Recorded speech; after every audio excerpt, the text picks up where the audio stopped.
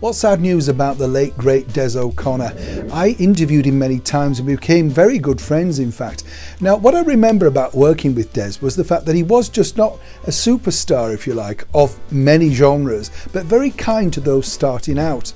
We were lucky enough to film behind the scenes with him of his last major theatre expedition, which was, of course, Dreamboats and Petticoats at the Playhouse Theatre.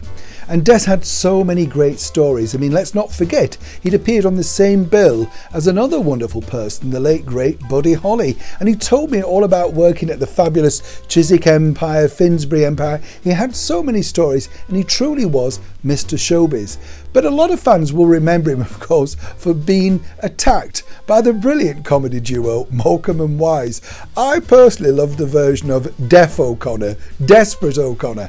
But Des told me the secret behind why he embraced that particular attack, although it was great fun between all of the guys. He said, well, at first his manager wasn't too keen on this because he thought it could be detrimental to sales.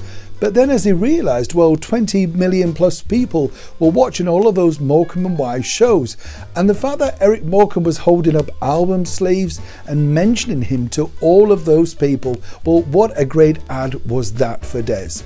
Des also told me that when he was starring in a great production at Great Yarmouth, he couldn't quite believe it because this was the period when he had his very first hit record. And he was driving along the promenade and these people were waving at him in the car next to him.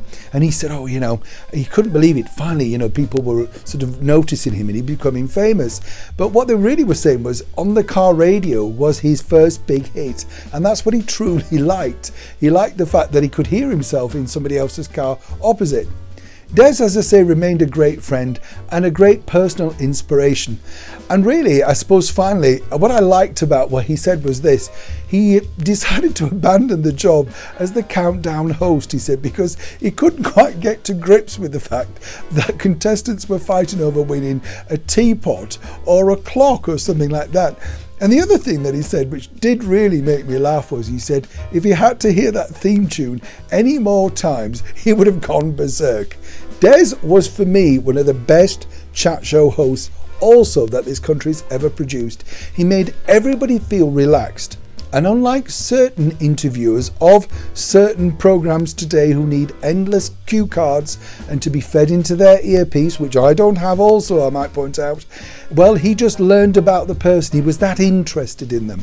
And he was like a fan also. He told me he got really excited meeting Celine Dion when he first met her because that was at the height of her fame. And of course, Des had been around a long time.